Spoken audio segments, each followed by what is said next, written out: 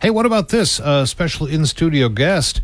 Dr. Chris Gilmer is the very new, I would say, president at Heritage University. Paint's not even dry on this guy yet. That's how new he is. I know. Dr. Gilmer, welcome. Pull that microphone right on up to you. How are you this morning, sir? I'm doing great. Thank y'all for having me. I really appreciate it. And at the front door, you all heard my Mississippi accent, so you know I came a little ways to be here. That's exactly right.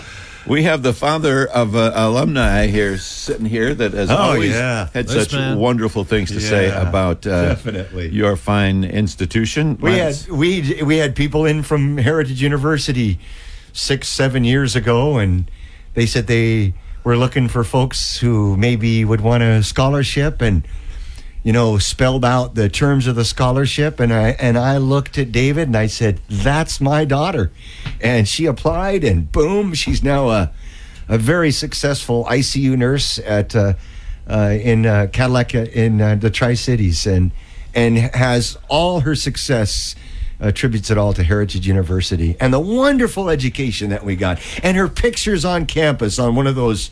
On one of the banners?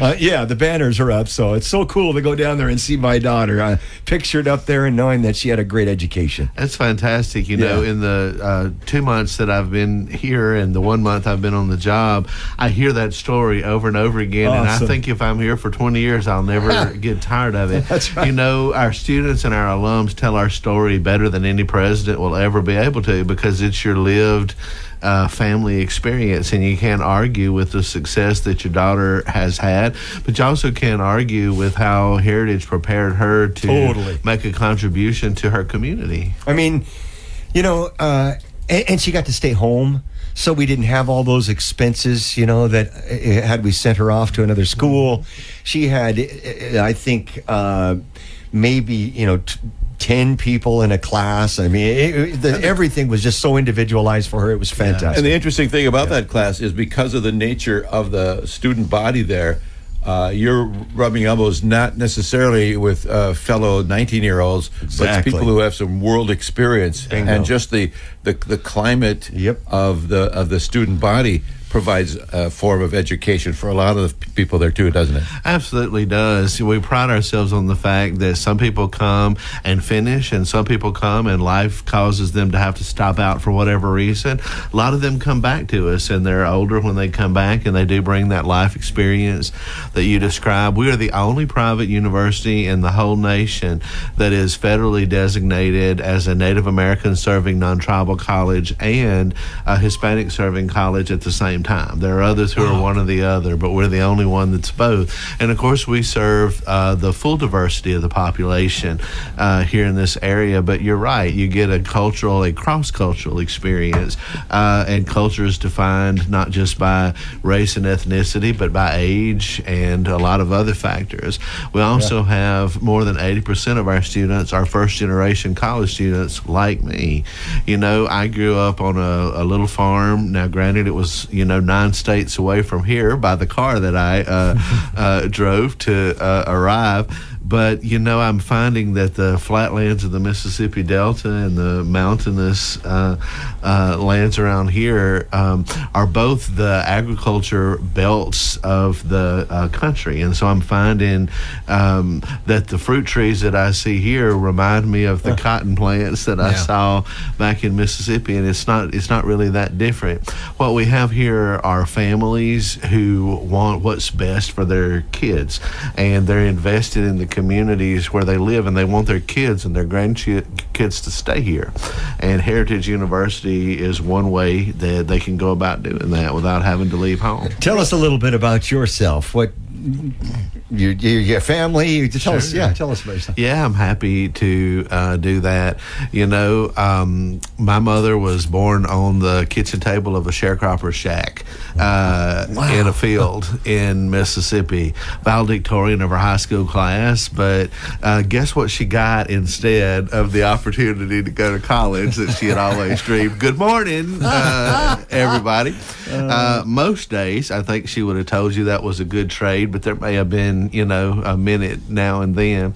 My family gave me a calf on the day I was born instead of a baby blanket, and my granddaddy and I tended that herd of cows the whole of my growing up years, and he hooked the truck to the cattle trailer and hauled them off and sold them and paid my tuition at East Central Junior College, which was nearby. Wow, what a story. Which was nearby to our home. And if it hadn't been for the fact that I could stay home and go to college, I might never have fulfilled my grandfather's dream, and I certainly wouldn't have the opportunity to be sitting here with you guys today. Awesome. Wow, what a great story. I was raised on a farm with cattle too, and all I got when it was done was a cheeseburger out of old Barney. I had a few of them too. Barney was the prize. So thank you. There's Barney now. That's a great story. I hadn't milked a cow in a long time, but I grew up doing it, and I believe I could do it again if I worked at it a little. Yes, sir. I could relate. Well, what do you think? What was it about Heritage? I mean, obviously. Unless we came and knocked on your door, I don't know if you applied or if you were recruited or how it worked. But what is it that you like about Heritage? Well, I had been a 2-time university president before, and so the large search firms that help universities look for presidents do reach out and let you know when they feel there's something that you're a good match for.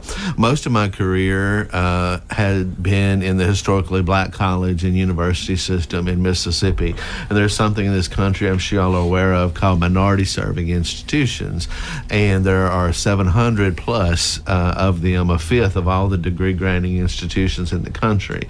And then I moved from the HBCU system to be president of 2 Appalachian universities in West Virginia, where we had a lot of first-gen students. And so pretty much by choice, my whole career has been serving underserved students. I believe college is a right for anybody who's willing to work hard enough to earn the degree. It shouldn't just be a privilege for the people that it comes easy to. Now, I think people have to do their best and people have to do their part, but I think I don't subscribe to this notion that quote unquote some people are college material and some people are not, because if I did, I'd have never gone to college by myself. You've been tending somebody else's calf and going from there, right? Exactly. So it was the mission of Heritage that drew me. I had a friend who called me up and said, hey, there's this place called Heritage University, and if I wrote a job description for you, this is what I would have written down on a piece of paper. So you ought to take a look at it.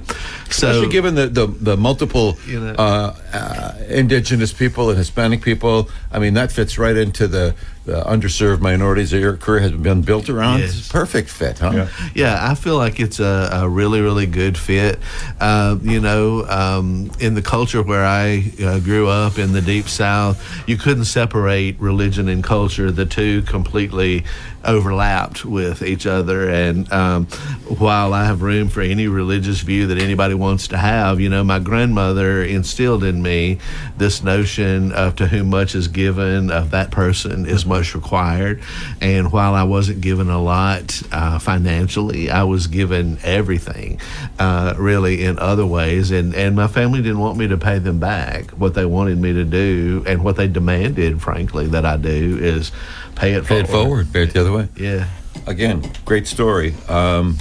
So when you come into a new university, to you, are there things that you found that worked in some of these other places that maybe down the road you'll see kind of being shoehorned into what we do here in the Northwest? Yeah, I hope so. I think that you need to come with a lot of experience and a lot of things in your bag that you bring with you that you can pull out, but you need to have the humility to listen to and learn about the community where you are. You can't assume that something worked one place can be superimposed on a new place. So I'm taking my time and easing into this and inviting, and I do it again in this forum, anybody in the community who has thoughts about the future of Heritage University to come by and give me your ideas. I have the advantage that Heritage is not a fixer-upper.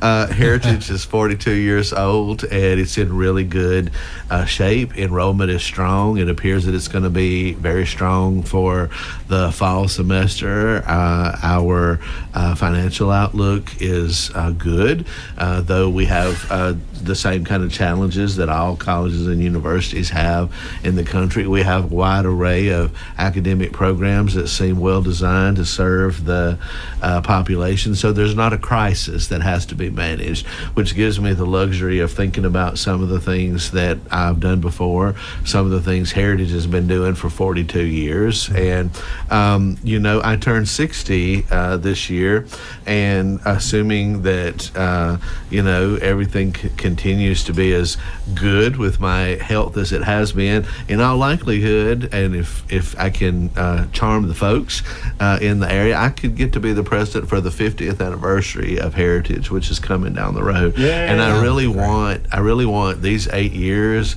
to lead us into a 50th anniversary celebration, because you only get that one time. I will be wanting us to raise significant funds associated with that, and to just really take stock of all that the university's done in the first 50 years and set a course for what we can do in the next 50. As a Mississippi guy, you basically saying, if the good Lord's willing and the creek don't rise, you get to be here for that milestone, right? Yeah. I just heard the voice of one of my family members coming out of your mouth.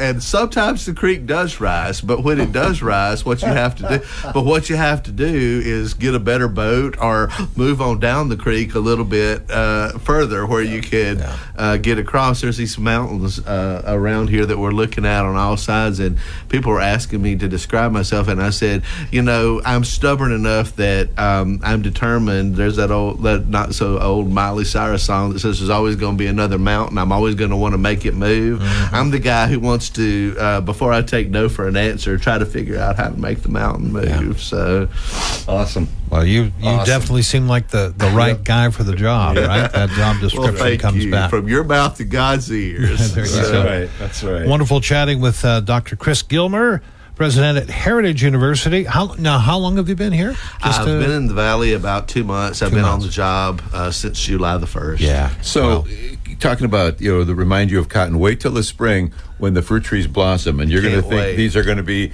6 foot tall cotton plants, because all the white blossoms and stuff are so beautiful. You'll think of home in a quick burst of that. That's for sure. And finally, best barbecue sauce. Where are you going to find it? Well, I'm going to make it in my own kitchen. Oh, there you go. And when I get settled, I'm happy to have you guys over and let you try it out. Sold.